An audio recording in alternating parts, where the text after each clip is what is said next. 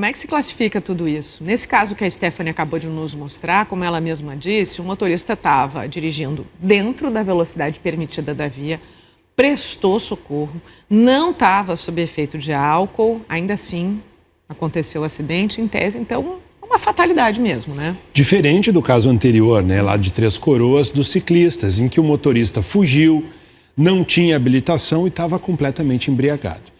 A gente quer entender, né, quando é que um acidente, então, um caso envolvendo o trânsito, sai da esfera do acidente e vira realmente um crime. E tem diferença entre infração e crime?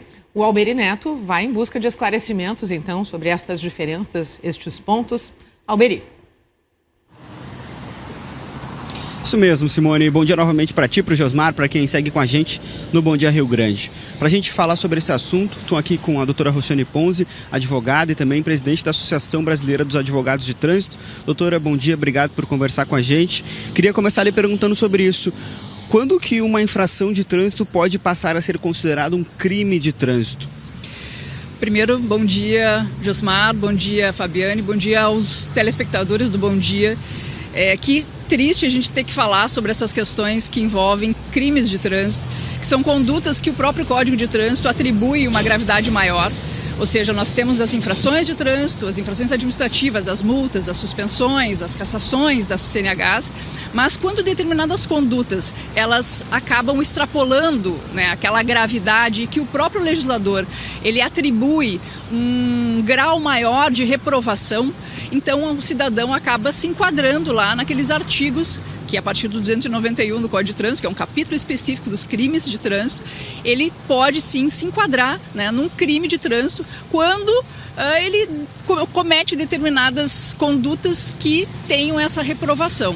E é importante destacar que uma determinada conduta, como por exemplo beber e dirigir, ela pode, além de uma infração de trânsito, além de uma suspensão da CNH, ela também pode, né, repercutir num crime de trânsito quando a gradação, por exemplo, da quantidade de álcool ingerido for superior ao que a legislação determina. Então, além da multa, além da suspensão, a pessoa ainda pode responder por um crime de trânsito e com todas as consequências que isso pode ter.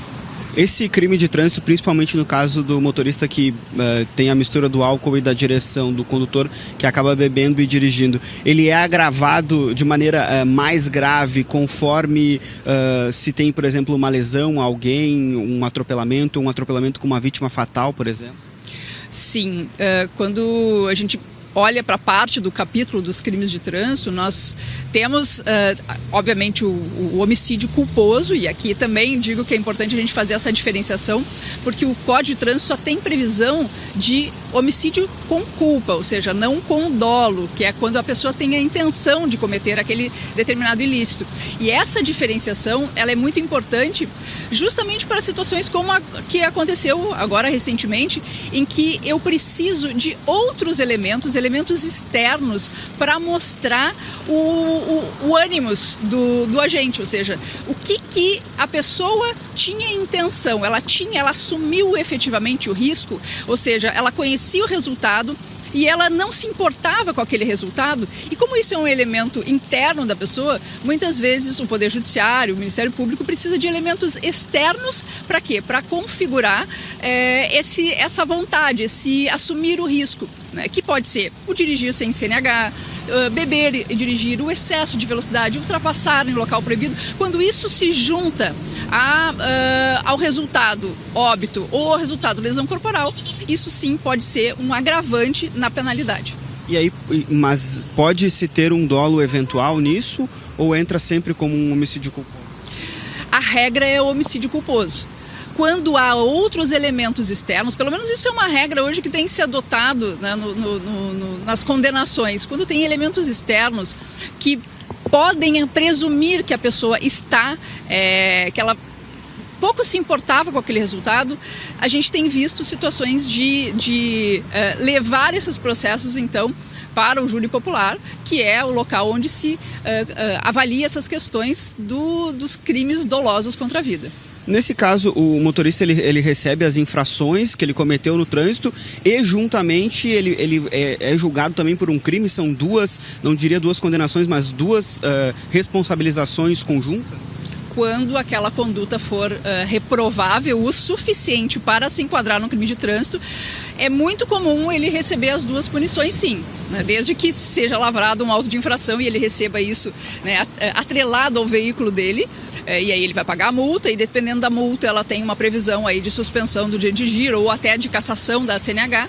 Além disso, ele vai poder sim responder pelo crime de trânsito. A gente falou sobre a questão do álcool e da direção, mas, por exemplo, no sentido de um motorista cometer um crime de trânsito com uma lesão corporal, outros agravantes podem fazer com que isso seja considerado um crime de trânsito, mesmo que o motorista não estivesse alcoolizado, como citaste, por exemplo, excesso de velocidade, ultrapassagens proibidas?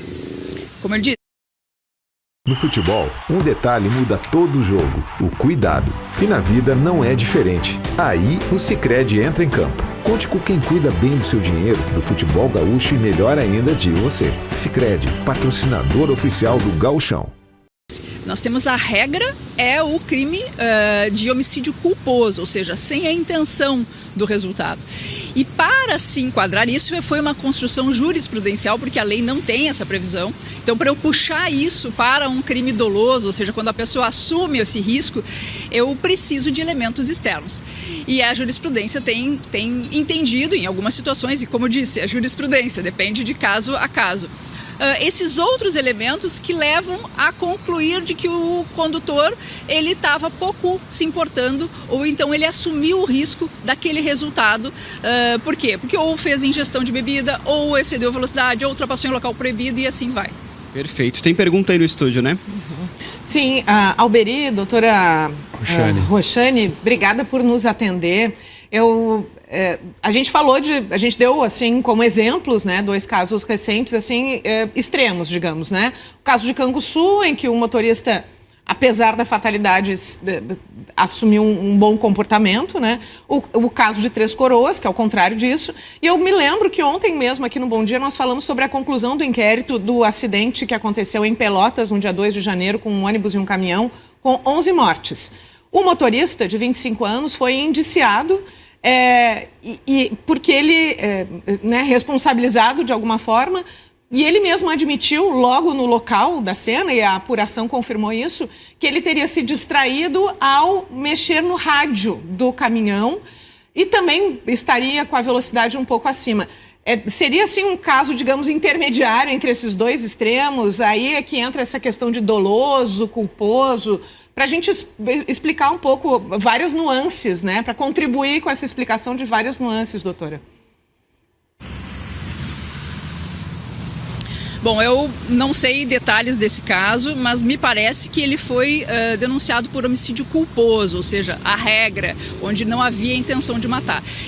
E a gente tem que também entender o seguinte: o direito penal ele é um filtro social. A gente não pode pensar em encarcerar todo mundo o tempo todo. A gente tem outros mecanismos do que necessariamente prender a pessoa que comete um crime de trânsito. E aí, vamos lá, nesse caso, quando muitas vezes o condutor, né, ele, dormiu no volante, isso não pode ser considerado um agravante, porque senão seria um dolo quase suicida, né? Ou seja, eu tenho a intenção de matar o outro e me matar junto. Esses elementos externos, eles precisam estar muito bem configurados. Talvez nesse caso, né, do acidente com o motorista do ônibus de passageiros, que é dirigir, né, aquela pessoa que tem o compromisso de conduzir passageiros, ele tem uma agravante quando ocorre uma situação de crime de trânsito. Então ele já teve uma agravante no próprio homicídio culposo, nesse caso, né? Eu estou falando em tese, não conheço o caso específico. Mas além disso, o fato dele prestar socorro também faz, né? Isso foi uma distorção que existia no Código de Trânsito desde 2023.